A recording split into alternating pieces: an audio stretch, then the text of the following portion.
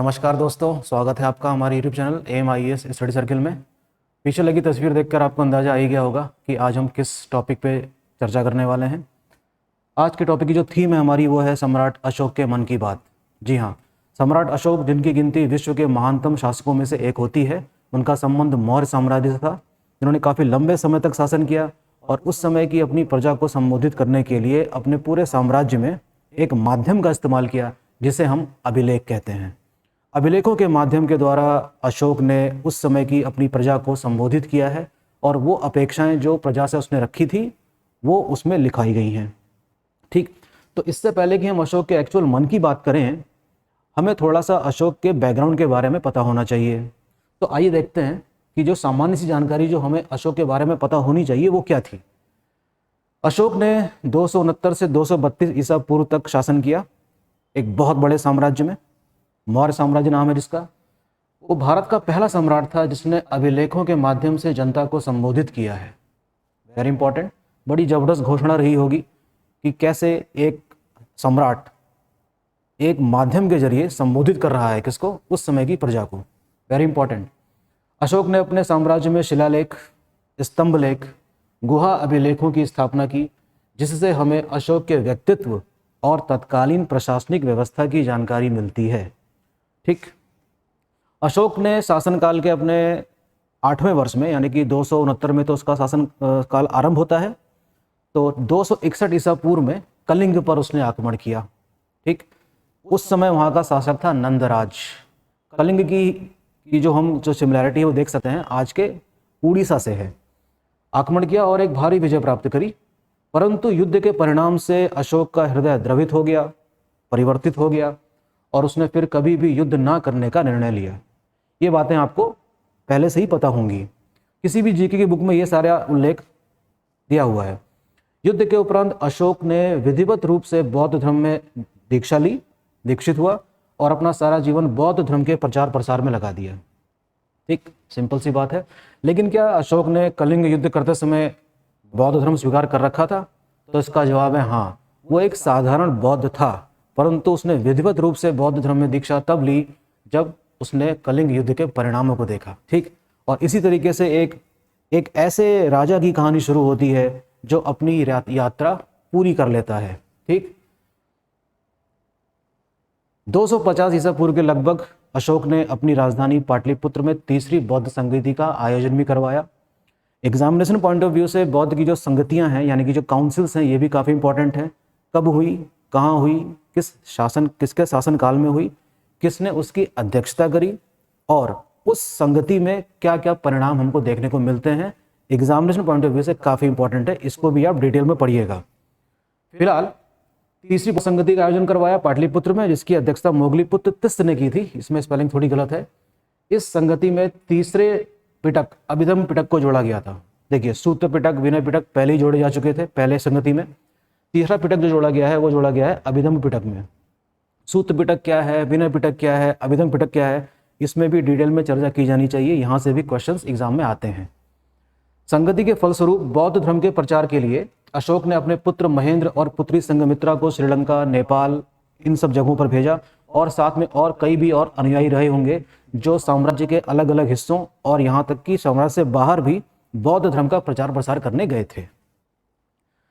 और हम ये भी देखते हैं कि अशोक ने एक खास किस्म का एक इंस्टीट्यूट बनाया था, एक संस्था का निर्माण किया जिसको हम अशोक का धम्म नाम देते हैं। ठीक, जिसकी एक जनरल सी डेफिनेशन ये है कि अशोक ने अपनी प्रजा के नैतिक उत्थान के लिए धम्म की स्थापना करी थी। धम्म जो कि एक पाली भाषा का शब्द है लेकिन निकला ये धर्म से ही है। ठीक, बस सिर्फ शब्द का फेर है, लेकिन धम्म एक धर्म को ही दिखाता है। ओके, आगे देखते हैं कि धम्म आखिर था क्या। क्या था धम्म? अशोक का धम्म ना तो कोई नया धर्म था और ना ही कोई राजनीतिक दर्शन, ऐसी कोई पॉलिटिकल फिलॉसफी नहीं थी। ठीक है, अपितु यह तो एक ऐसा सिद्धांत, एक ऐसी आचार संहिता थी जिसे व्यवहारिक रूप से कोई भी व्यक्ति, समाज एवं सांस्कृतिक समूह अथवा समुदाय अपने जीवन में उतार सकता है, तथा इसकी विषय वस्तु इतनी व्यापक और इतनी मानवीय थी जिसे अपनाने से कोई भी धर्म विशेष या समुदाय इनकार नहीं कर सकता था, ना कर सकता है। क्यों? क्योंकि जो सिद्धांत इसने निकाले हैं ये जाहिर सी बात है कि बौद्ध दर्शन से निकाले हैं। बौद्ध दर्शन की जो शिक्षाएं हैं वो इतनी आज की डेट में भी इतनी प्रासंगिक हैं कि इससे कोई भी धर्म और समुदाय इनकार नहीं कर सकता। That is very important.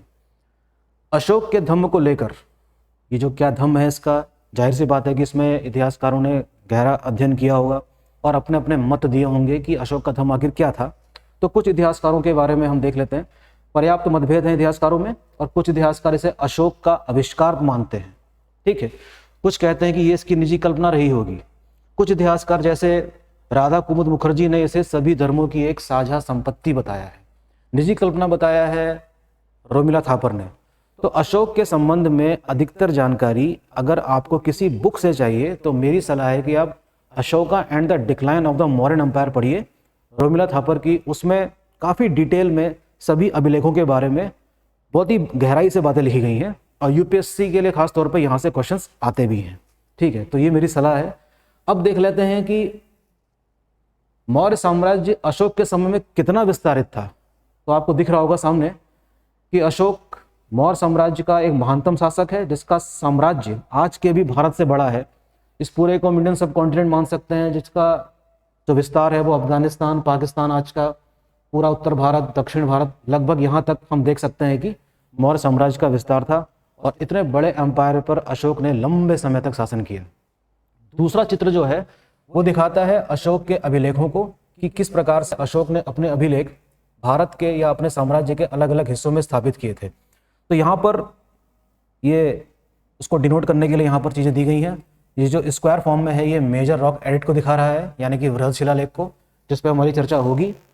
दूसरी बात है मेजर रॉक एडिक्ट कंधार से मिला है। मानसेहरा, कालसी, आपका ये जौगढ़, धौली, येरागुड्डी, सन्नाती, सोपारा और गिरनार, ये वे साइट्स हैं जो वृहद शिलालेख को दिखाती हैं, वृहद शिलालेख को दर्शाती हैं। ठीक, तो इसको पॉज करके आप देखिएगा, आपको समझ में आएगा कि अशोक के जो वो है शिलालेख, स्तंभ लेख, लघु शिलालेख, लघु स्तंभ लेख भारत के किन किन हिस्सों पे हैं। तो हमें इस एक पैटर्न नज़र आता है इसमें, और वही है कि जो मेजर रॉक एडिक्ट है ये सीमाओं पर लगा हुआ है और जो मेजर पिलर एडिक्ट है वो मेन सिटीज़ और हाईवेज के पास लगा हुआ है। ठीक है, इससे हमें एक पैटर्न समझ में आता है। दूसरी बात, ये अभिलेख दिखते कैसे हैं। अशोक के अभिलेख ऐसे दिखते हैं। आज की डेट में ये आर्कियोलॉजिकल सर्वे ऑफ इंडिया के संरक्षण में है, सुरक्षित हैं। और ये रहा रॉक एडिक्ट का एग्जाम्पल, ये रहा स्तंभ लेख का एग्जाम्पल। देखिए इसकी भाषा हमें पढ़ने में नहीं आएगी। ठीक है, इसी तरीके से ये जो चीज़ें देख रहे हैं आप, रामपुरवा बुल, ये इसमें देखिए एक लायन बैठा हुआ है, इसको कैपिटल लायन कैपिटल कहते हैं। और ये अशोक की लाट। तो ये सिर्फ और सिर्फ अशोक के अभिलेख ही नहीं हैं, उस समय की कला को भी दर्शाते हैं, मौर्यन आर्ट्स। यहाँ से भी आपको क्वेश्चन मिलते हैं। ठीक है, तो ध्यान दीजिएगा, जब आप मौर्य साम्राज्य की कला और संस्कृति के बारे में पढ़ेंगे तो ये चीज़ें आपके सामने जरूर आएंगी। ठीक, अगला देखते हैं क्या इसमें। अशोक द्वारा स्थापित उसके अभिलेखों ने अशोक को उसके धम्म के सिद्धांतों के बारे में लोगों को बताने का अवसर प्रदान किया। बहुत ही इंपॉर्टेंट बात, अशोक के शिलालेखों में धम्म की चर्चा की गई है, जिसमें मुख्य रूप से वृहद शिलालेख संख्या 11 में इसे विस्तार पूर्वक समझाया गया है। ठीक, इसमें स्पष्ट रूप से कहा गया है कि धम्म एक धर्मनिरपेक्ष वस्तु है। क्या बात लिखी है, धर्म एक क्या है, धर्मनिरपेक्ष वस्तु है। ठीक, धम्म एक धर्मनिरपेक्ष वस्तु है, ऐसी बात अशोक ने इतने पहले कह दी। बताइए, यानी कि वो सभी धर्मों में सामंजस्य बैठाने की बात कर रहा है, अर्थात धर्मनिरपेक्ष। निम्नलिखित ऐसे अभिलेख हैं जिसमें अशोक के धम्म की जानकारी प्राप्त होती है। देखिए अशोक के अभिलेख में तो लगभग हमें उसके प्रशासनिक व्यवस्था, उसकी पर्सनैलिटी, इन सब के बारे में जानकारी तो मिलती ही है, लेकिन हमने यहाँ पर सिर्फ उन्हीं अभिलेखों को उठाया है जिसका संबंध अशोक के धम्म से है। तो ध्यान से सुनिए इस बात को। मेजर रॉक एडिक्ट में वैसे तो कई और जानकारी दी है, लेकिन इसमें पशु हत्या का जो निषेध है ये सबसे इंपॉर्टेंट कंपोनेंट है और ये अशोक के धम्म से ही संबंधित है। मेजर रॉक एडिक्ट 2 में सामाजिक कल्याण की बात हुई है, चिकित्सा के प्रबंध किए गए हैं, पशुओं के लिए भी और मनुष्यों के लिए भी। मेजर रॉक एडिक्ट 3 में यानी कि वृहद शिलालेख नंबर 3 में ग्रामीण के लोगों को निरंतर संपर्क में रखने की बात कही है, खुद अशोक कह रहा है। 5वें में धम्म महामात्य नामक अधिकारी की नियुक्ति की बात कही है। ठीक है, और इस अभिलेख को अशोक ने 14वें वर्ष में लिखवाया था।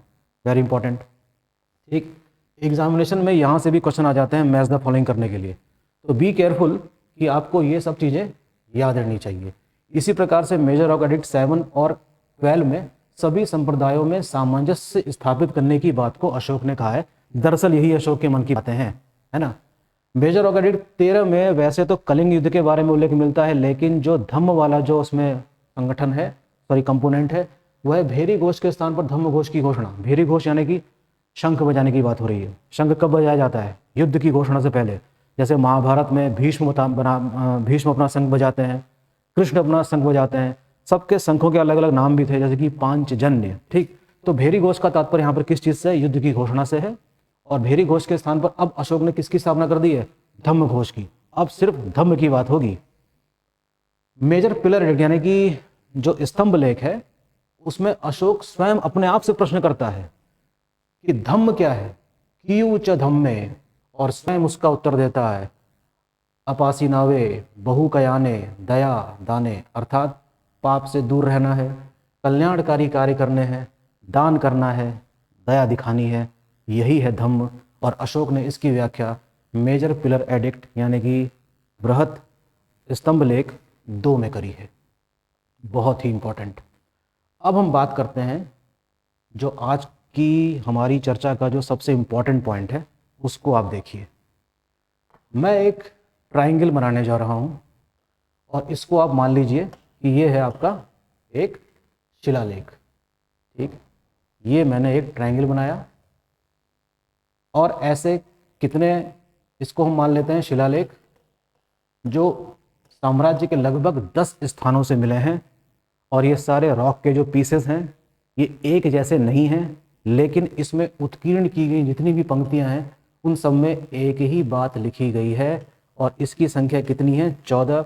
और इन्हीं को हम 14 शिलालेख कहते हैं। दरअसल इसका मतलब ये हुआ कि जब मैं पहली शिलालेख की बात करता हूँ तो मैं पहली पंक्ति की बात कर रहा हूँ, जब मैं दूसरे शिलालेख की बात करता हूँ तो मैं दूसरे पंक्ति की बात कर रहा हूँ, तीसरे का मतलब तीसरी पंक्ति, ऐसे करते करते 14 पंक्तियाँ हैं। उन्हीं को किताबों में दूसरा शिलालेख, पहला शिलालेख, तीसरा शिलालेख, 13वां शिलालेख, 14वां शिलालेख कहा गया है। तो इसमें कन्फ्यूज होने की ज़रूरत नहीं है। 13, 14, 15, 1 से लेकर जितने भी दिए गए हैं इन सबको हम एक एक करके देखते हैं। और ये सारे कॉमन हैं उन सभी रॉक के पीसेस में जो इंडिया के अलग अलग हिस्से में मिले हैं। ठीक है, तो पहला शिलालेख अर्थात पहली पंक्ति, दूसरा शिलालेख अर्थात दूसरी पंक्ति, ऐसे करते करते करते 14 पंक्तियां उत्कीर्ण की गई हैं मेजर रॉक एडिक्ट में। यही आज का इम्पॉर्टेंट टॉपिक है कि शिलालेखों को किस प्रकार से समझा जाए। पहले का मतलब पहली लाइन, मैं बार बार रिपीट कर रहा हूँ ताकि आप इसको समझें कि इसका मतलब क्या है। ठीक है, अब हम बात कर लेते हैं उस भाषा की, उस लिपि की जिसका उपयोग इसको लिखने में किया गया था। और इसे पढ़ने में सफलता काफ़ी लेट मिली, 1837 में मिली। और इसको पढ़ा है जेम्स प्रिंसेप नामक अंग्रेज अधिकारी ने। तब जाके अशोक की महानता के बारे में हमें जानकारी मिलती है। अर्थात इसका मतलब ये हुआ कि 1837 तक अशोक एक साधारण मौर्य सम्राट रहा होगा, लेकिन इसकी महानता के बारे में तभी पता चला जब इसके एडिक्ट्स को सफलतापूर्वक पढ़ा गया। अब दूसरा इंपॉर्टेंट पॉइंट इसमें यह है कि वो कौन कौन सी भाषाएं थी जिसका प्रयोग इन शिलालेखों में किया गया है। ध्यान से सुनिए और समझिए। ठीक, एक तो है इसकी प्राकृत भाषा, लेकिन जो उसकी स्क्रिप्ट है, जो उसकी लिपि है, वो है ब्राह्मी। एक स्क्रिप्ट से कई सारी भाषाओं का निर्माण किया जा सकता है, कई सारी भाषाओं का विकास किया जा सकता है। जैसे कि मैं इस समय देवनागरी लिपि का इस्तेमाल करके हिंदी बोल रहा हूँ, लेकिन देवनागरी का इस्तेमाल करके मैं पहाड़ी भी बोल सकता हूँ, गढ़वाली भी बोल सकता हूँ, भोजपुरी भी बोल सकता हूँ। तो एक स्क्रिप्ट से कई सारी भाषाएं बन सकती हैं। तो प्राकृत लैंग्वेज की जो जननी है वो कौन सी है? ब्राह्मी लिपि है। इस प्रकार से ग्रीक भाषा और उसी भाषा की अपनी स्क्रिप्ट, 2 हो गए। अरमाइक भाषा और अरमाइक स्क्रिप्ट, 3 हो गए। इस प्रकार उत्तर पश्चिम प्राकृत और किस भाषा में लिखाया गया? इसको खरोष्ठी लिपि में लिखा गया है। ठीक है, तो जो भी यूपीएससी या स्टेट पीसीएस एग्जाम की तैयारी कर रहे हैं उनके लिए ये पॉइंट काफ़ी इंपॉर्टेंट साबित होंगे। इसको ज़रा पॉज करके समझिएगा, सुनिएगा और कई बार देखिएगा कि इन सब का मीनिंग क्या है। ओके, अगले लेक्चर में हम लोग कोशिश करेंगे कि अशोक के अभिलेख को विस्तार पूर्वक समझने की, उनमें कौन कौन सी बातें लिखी हैं।